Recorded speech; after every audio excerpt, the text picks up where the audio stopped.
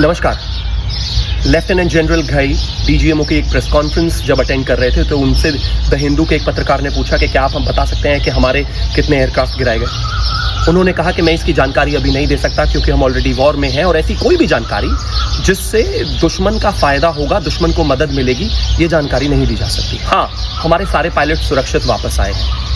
वही सवाल आज इस देश का leader of opposition Rahul Gandhi पूछ रहे हैं और ट्विटर पर लिखकर कह रहे हैं कि बताइए कितने जेट्स गिराए गए। किसको फायदा देना चाहते हैं? आतंकवादियों को, पाकिस्तान की सेना को, क्योंकि ये सीरियल ऑफेंडर है। सर्जिकल स्ट्राइक में इन्होंने कहा झूठ है, फर्जी है, खून की दलाली है। एयर स्ट्राइक में इन्होंने कहा कि नहीं, कुछ पेड़ गिरा कर आ गए। चाइना से जब लड़ाई हुई तो कहते नहीं, सेना पिट रही है हमारी। हर समय देश जब युद्ध और इस तरह की लड़ाई में होता है, ये व्यक्ति हमेशा देश के खिलाफ होता है। इनको कितने जेट्स गिराए गए या सेना की वो इंफॉर्मेशन जो नहीं बाहर जानी चाहिए जिससे दुश्मन की मदद हो सकती है, वो जानकारियां क्यों चाहिए? एस जयशंकर का बयान तोड़ मरोड़ कर पेश करके वो पाकिस्तान की मीडिया के हीरो बने हुए हैं, जैसे वहीं पर चुनाव लड़ने वाले हैं और वहीं के लीडर ऑफ ऑपोजिशन बनेंगे और वहीं पर लोगों ने इनको वोट दिया है।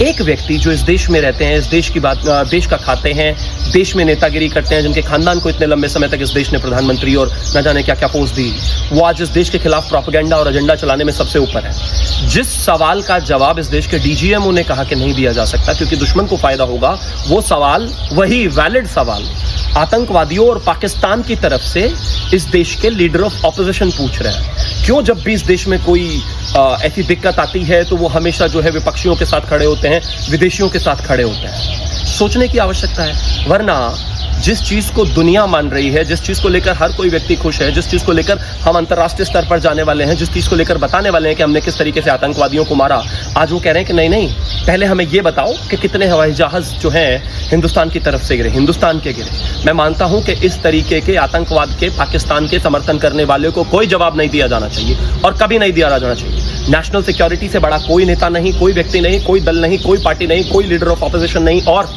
अगर वो इस तरह की हिमाकत करते हैं उनको जवाब दिया जाना चाहिए। ये लायक नहीं है इसके कि इस देश में लीडर ऑफ ऑपोजिशन रह सके, क्योंकि इस देश की इंटेग्रिटी सबसे ऊपर है।